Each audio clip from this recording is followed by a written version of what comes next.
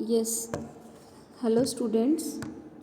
Today we will do the next chapter of first unit, that is the structure of atmosphere.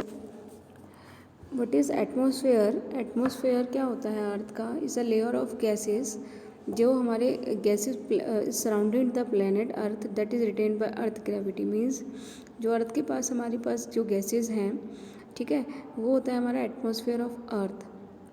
Okay हमारी जो atmosphere है अर्थ पर वो ultraviolet जो radiations हैं उनको जो निकलती हैं वो एटमॉस्फेयर एब्जॉर्ब करता है, तभी हमें उससे क्या करता है, उससे बचाता है और सरफेस को वार्म करता है, अपनी हीट रिटेंशन मतलब कि हीट अपने पास रखता है, मतलब अपने उस एटमॉस्फेयर में हीट एब्जॉर्ब हो जाती है, बस हमारा सरफेस वार्म होता है और उसी की वजह से हमारा जो डे और नाइट का टेम्परेचर होता है वो घटता और बढ़ता है। ठीक है, तो प्रॉपर्टीज़ ऑफ एटमॉस्फेयर आर कि जो अर्थ की एटमॉस्फेयर सबसे पहले होता है एक थिन लेयर, बहुत अर्थ प्लैनेट पर एक बहुत थिन लेयर होती है हमारे इस एटमॉस्फेयर की। एटमॉस्फेयर 4 पार्ट्स में डिवाइडेड होता है, troposphere, stratosphere, mesosphere and thermosphere. हमारे अर्थ के ऊपर जो एटमॉस्फेयर है वो 4 लेयर्स में डिवाइडेड है, troposphere, stratosphere, mesosphere and thermosphere. Okay, तो जो हमारे एनर्जी में अपने पढ़ा भी होगा कंडक्शन एंड कन्वेक्शन रेडिएशन, जो हमारा नीचे से पानी ऊपर जाता है, ऊपर से जो चीज़ें नीचे आती हैं, तो वो किसकी वजह से होती हैं? Because of the atmosphere. Okay, now we will do the one by one layers of the atmosphere. सबसे फर्स्ट जो लेयर होती है मैंने आपको बताया वो होती है ट्रोपोस्फेयर। ट्रोपोस्फेयर जो हमारे धरती अर्थ के सबसे ऊपर जो 0 से किलोमीटर हाइट पर होती है वो लेयर होती है हमारी ट्रोपोस्फेयर।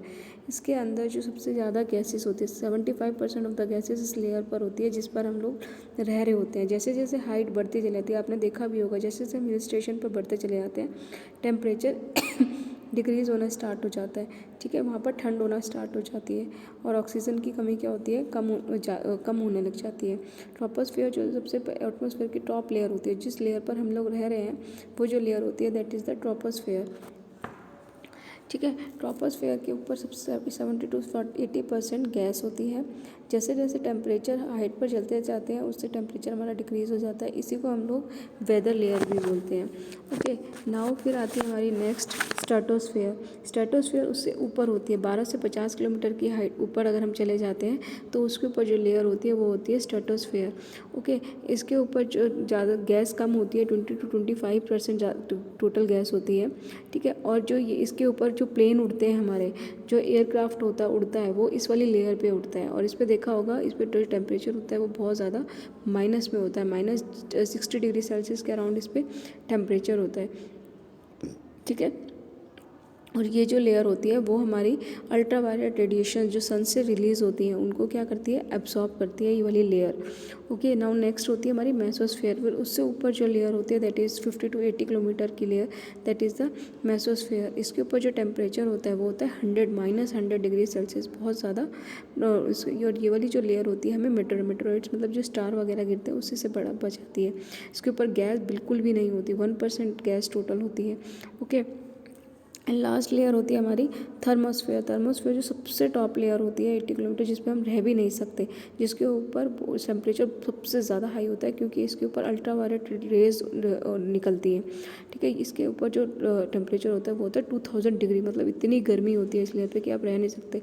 आप ये समझ लो कि ये सन के पास होती है ये लेयर, ठीक है, तो ये बहुत ज़्यादा हीटेड होती है, ये बहुत गर्म होती है, तो इसके ऊपर कोई इंसान रह भी नहीं सकता। That is the thermosphere. Okay, it is also उसका एक और पार्ट होता है थर्मोस्फेयर का, आयनोस्फेयर। 80 to 50 किलोमीटर में आयनोस्फेयर जो हमारी अल्ट्रावायलेट रेस को एब्सॉर्ब करती है। ओके, और नेक्स्ट होती है हमारी एक्सोस्फेयर, जो सबसे टॉप लेयर होती है, अपर लेयर होती है थर्मोस्फेयर की, वो होती है आपकी एक्सोस्फेयर। ओके, ये 550 हमारी जो अर्थ है उससे ऊपर अगर हम हाइट की बात करते हैं तो 550 किलोमीटर की हाइट पर ये लेयर होती है और ये बहुत ही थिन होती है, ठीक है। यहाँ पर जो एयर होती है वो बहुत ही थिन होती है, मतलब बहुत ही कम होती है। जहाँ पे हमारी ये सैटेलाइट्स वगैरह जाती हैं जिस लेयर पे, वो होती है आपकी exosphere. So this are the layer of the atmosphere.